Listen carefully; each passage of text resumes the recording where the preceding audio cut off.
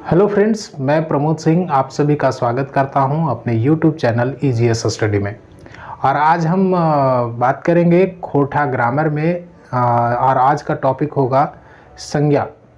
खोटा में ग्रामर के सेक्शन में आज हम लोग बात करेंगे एक नया टॉपिक जो है, क्योंकि पिछले टॉपिक में हम लोग वर्ण विचार पढ़ चुके हैं। आज हम लोग शुरू करेंगे संज्ञा के बारे में और एकदम से फोकस रहेंगे जेटेट के दृष्टि से। ठीक है, दूसरे एग्जामों में क्या पूछता है उससे हमको मतलब नहीं है, या आप यदि एक और तैयारी करना चाहते हैं तो फिर ज़रा जो कॉन्सेप्ट है उसको और ज़्यादा बिल्ड करना पड़ेगा, या यहाँ हम फोकस किए हुए मतलब समझने से। लेकिन यदि आप यही जेपीएससी की तैयारी करते तो आपको लिखने का आइडिया होना चाहिए। तो हम यहाँ लिखने का आइडिया सिर्फ नहीं देख रहे हैं, हम इसको समझने का प्रयास कर रहे हैं और आपको समझाने का प्रयास कर रहे हैं कि एग्ज़ाम में क्वेश्चन कैसे पूछा जाएगा, यहाँ से क्या क्वेश्चन पूछा जाएगा। तो क्वेश्चन हम समझाने से पहले हम आपको ये बता दें कि कौन संज्ञा है, कौन कौन सा नाम है, संज्ञा के भेद कौन कौन से हैं, ये सारी चीज़ों को पहले क्लियर कर लें और उसके बाद हम क्वेश्चन को समझेंगे कि किस प्रकार का क्वेश्चन पूछा जा सकता है। तो यहाँ सबसे पहले देखते हैं खोटा का डिफिनेशन। और जब हम खोटा का डिफिनेशन बताएं, खोटा का डिफिनेशन बोल रहे हैं, संज्ञा का डिफिनेशन बताएं, उससे पहले मैं आप एक को सजेस्ट करूंगा कि इस चैप्टर को शुरू करने से पहले एक बार हिंदी ग्रामर का संज्ञा जो चैप्टर है उसको जरूर पढ़ लें। यदि वो आपका क्लियर हो जाता है तो खोटा का ये टॉपिक आराम से क्लियर हो जाएगा, कहीं कोई प्रॉब्लम आपको नहीं होने वाला है। प्रॉब्लम आपको होगा शब्द में। यदि आप खोटा का वो शब्द नहीं समझ पाएंगे कि उसका मतलब क्या है, तब आप उसका एग्जाम्पल को नहीं पकड़ पाएंगे कि वह कौन सा संज्ञा का भेद होगा या कौन सा संज्ञा का शब्द है वो। ठीक है, तो इसीलिए शब्द को पकड़ना जरूरी है। इसीलिए हम बार बार कह रहे हैं, पिछले वीडियो में भी मैंने कहा था जिसमें मैंने आपको शायद खोटा की तैयारी कैसे करें, उसमें मैंने आपको बताया था कि पर्यायवाची शब्दों को जरूर याद करें, डिक्शनरी देख लें कि खोटा में कौन सा शब्द को क्या कहा जाता है। ये एक तरह से आप मेमोरी पावर इसमें बिल्ड कीजिए। ठीक है, वर्ड पावर बिल्ड कीजिए, खोटा का कहीं परेशानी नहीं होगा जेटेट निकालने में। ठीक है, चलिए देखते हैं इसमें। तो संज्ञा बोला जाता है खोटा में, संज्ञा को संज्ञा बोला जाता है। ठीक है, संज्ञा का डिफिनेशन जो हिंदी में होता है खोटा में भी वही होता है, बस खोटा में बोला जाता है अलग तरीके से। जैसे संज्ञा किसको बोलते हैं हिंदी में यदि बात करें तो संज्ञा कहते हैं किसी वस्तु के नाम को, चाहे वो नाम आदमी का हो, चाहे जगह, किसी जगह का नाम हो, किसी देश का नाम हो, नदी का नाम हो, पहाड़ का नाम हो, किसी भी चीज़ का नाम हो। तो मतलब है कि जैसे इंग्लिश में noun is a naming word, तो noun is a naming word यदि कोई भी नाम हो दुनिया का वो सब क्या है, नॉन है।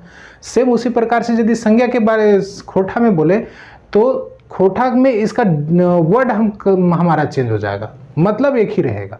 ठीक है, यानी कि खोटे संज्ञा शब्द के माने है वह है कोनो चीज, वस्तु, जगह, जीव जंतु के नाम।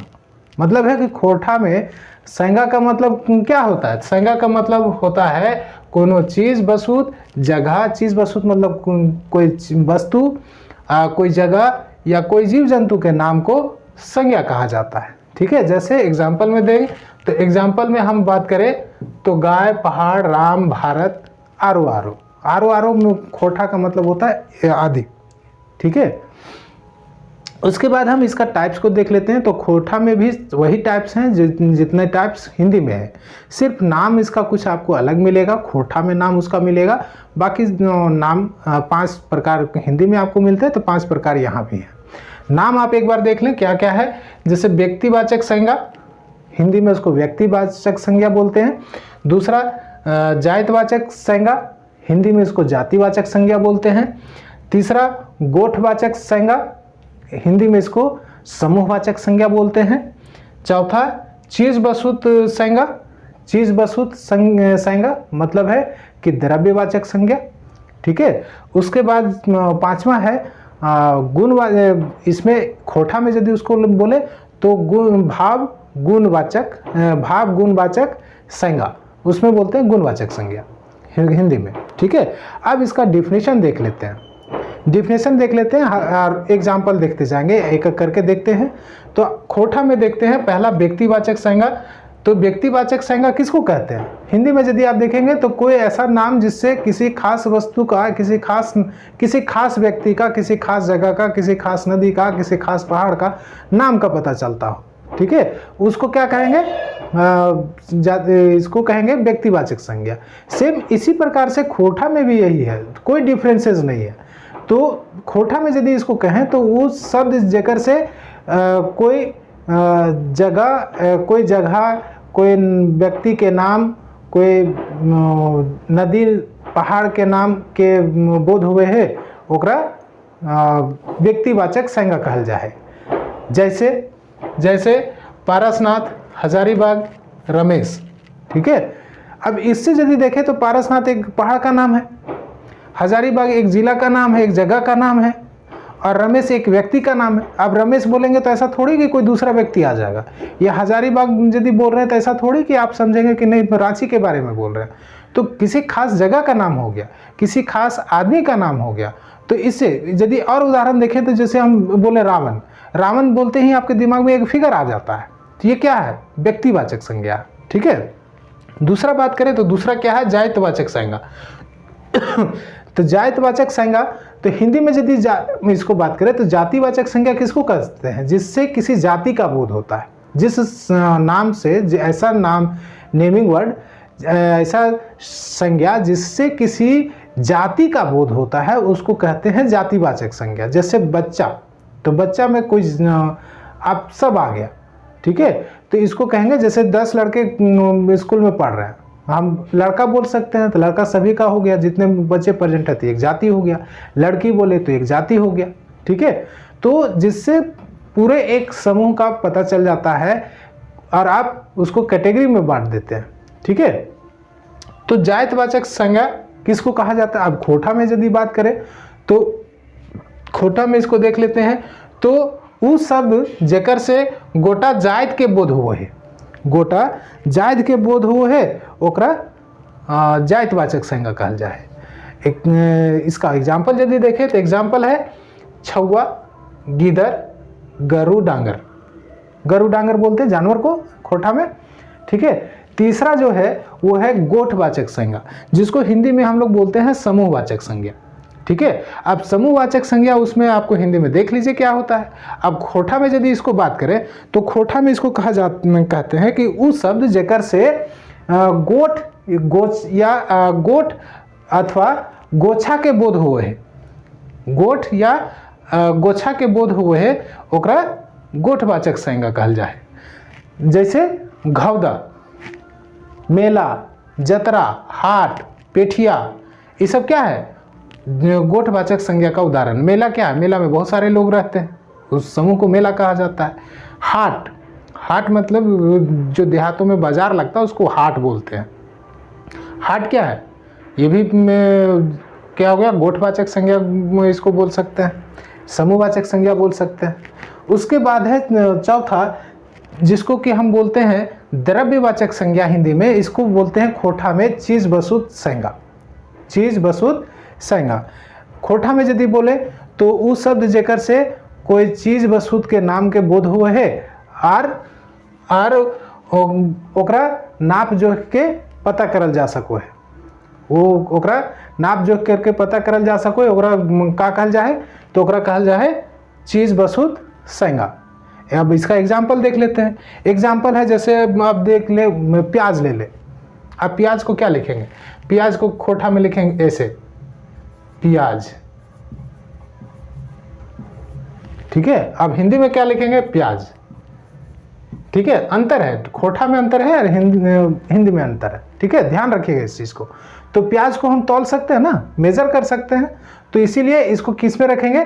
तो द्रव्यवाचक संज्ञा में रखें, ठीक है। और यदि इसका जो एग्जाम्पल हम लिखे हैं उसमें देख लीजिए, जैसे धान, गहूम खोटा में बोल रहे हैं, गेहूं हिंदी शब्द है, गहूम खोटा में बोलते हैं, गहूम। या दूध, दारू क्या है? तो खोटा का शब्द है। उसके बाद नेक्स्ट चलते हैं और वो है आपका भाव गुणवाचक संज्ञा, या हिंदी की बात करें तो गुणवाचक संज्ञा, ठीक है। अब इसमें देखते हैं तो यदि खोटा में बोले तो उस शब्द जेकर से गुण, दोष, अवस्था और दशा के बोध हुए है ओकरा का कहल जाए, तो ओकरा कहल जाए भाव गुण वाचक संज्ञा। ठीक है, वो शब्द जेकर से कोनो दशा या कोनो दोष या कोनो अवस्था के बोध हो है ओकरा गुणवाचक भाव गुणवाचक संज्ञा कहल जाए। अब एकर उदाहरण देख ले, तो उदाहरण का है, तो उदाहरण है बुढ़ारी, जवानी, ढड़नच, बेईमानी। देखिए बेईमानी कैसे लिखा हुआ, ध्यान दीजिएगा लिखा हुआ में, हम लोग हिंदी में कैसे लिखते हैं बेईमानी, ऐसे लिखते हैं है ना, लेकिन खोटा में ये नहीं है बेईमानी। ठीक है, जैसे बोलते हैं बस वैसे लिखाता है। अब ढड़नच, ढड़नच मतलब क्या आता है, जो खोटा नहीं बोलते उनके लिए ढड़नच एक अलग वर्ड में मिल जाएगा। ढड़नच मतलब होता है नौटंकी करना, मतलब बहाना करना। ठीक है, जैसे हम लोग बोलते हैं खोटा में बोलते हैं ढड़नच कर रहा हो, तो ढड़नच कर रहा हो ओकर पर विश्वास मत कर, ओकर पर विश्वास मत कर, वो ढड़नच कर रहा हो ओकरा खींच करके लेते आओ, ऐसे बोलते हैं। तो ढड़नच करना मतलब है कि बहाना करना। ठीक है, आगे देखते हैं कि ये तो हो गया जो कि ट्रेडिशनल रूप में हम जो देखते हैं हिंदी का जो ग्रामर है उसके अनुसार से, लेकिन उद्गम के आधार पर फिर से इसको बांटा जा सकता है, जो कि एग्जाम में तो उतना इंपॉर्टेंट नहीं है, लेकिन मैं आपको यहाँ बता दे रहा हूँ। तो एग्जाम के आधार एग्जाम बोल रहे हैं, उद्गम के आधार पर खोटा में संज्ञा को फिर से बांटा जा सकता है 4 भाग में।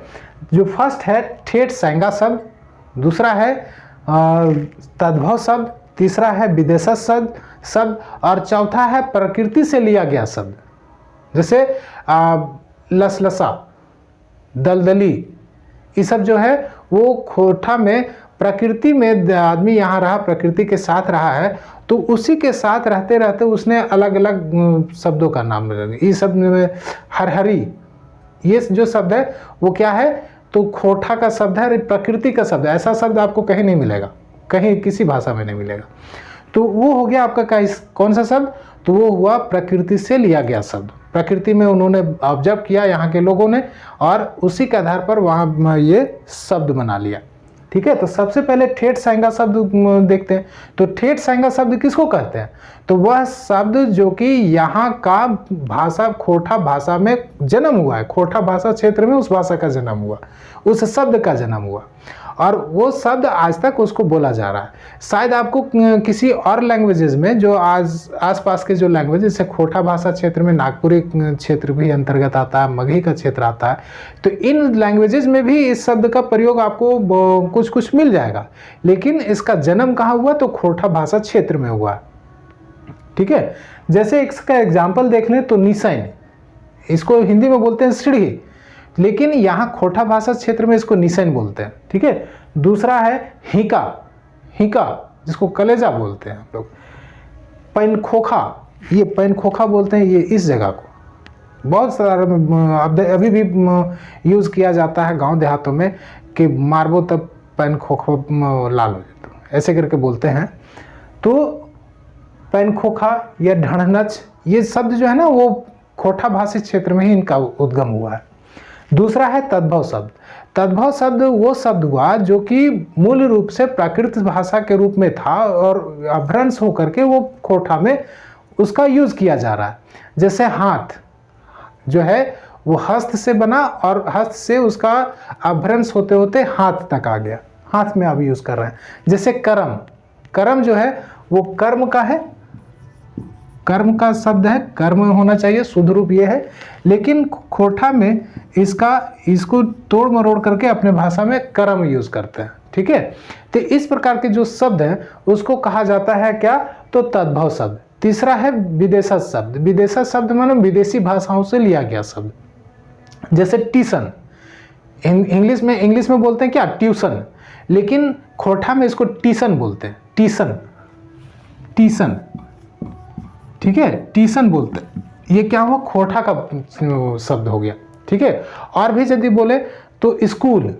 अब देखिए स्कूल हम कैसे लिखते हैं, हिंदी में ऐसे लिखते हैं, लेकिन जब खोटा में बोलेंगे तो स्कूल, स्कूल ये लिखेंगे। ठीक है, स्कूल लिखेंगे। तो इस तरह से जो शब्द है उसको कहा जाता है विदेशज शब्द। या बोलेंगे दरखास्त, ठीक है। दरखास्त भी विदेशज शब्द है, यानी कि विदेशों का भाषा है, लेकिन उस भाषा को खोटा ने अपने रूप में संवार करके उसका उपयोग कर रहा है। जैसे आपको बोले कि स्कूल लिखा कैसे जाता है, इस रूप में, ठीक है, लेकिन हम लोग जब भी खोटा में लिखें तो इसको इस रूप में लिखेंगे, ठीक है। ये रहा आपका भाग। और चौथा आपको शुरू में ही बता दिए थे, चौथा था मूल रूप से जो प्रकृति के द्वारा लिया गया, प्रकृति को ऑब्जर्व करके लिया गया वो शब्द। ये 4 प्रकार से। उसके बाद और भी बांटा जा सकता है, लेकिन ये मूल रूप से हैं जिसको कि आपको जानना चाहिए टेट के दृष्टि से। और अब इसमें क्वेश्चन कैसे पूछेगा, तो क्वेश्चन आपको कोई एक ऑप्शन दे देगा, जैसे पूछेगा छौवा। छौवा किस प्रकार के छौवा शब्द कौन संज्ञा के उदाहरण है या कौन संज्ञा के पठतर है। हिंदी में पठतर बोलते हैं, खोटा में पठतर बोलते हैं, तो कौन संज्ञा के पठतर है छौवा। तो आपको पता रहना चाहिए कि किसका छौवा मतलब क्या होता है, तो आसानी से दे देंगे इसका आंसर, ठीक है। इस प्रकार से आपको याद रखना है और ये आपके लिए इंपॉर्टेंट होता है यदि आप खोटा में तैयारी कर रहे हैं, खोटा रखे हुए हैं। मिलते हैं अगले वीडियो में अगले टॉपिक के साथ, ठीक है। आप सभी का धन्यवाद। Thank you for watching.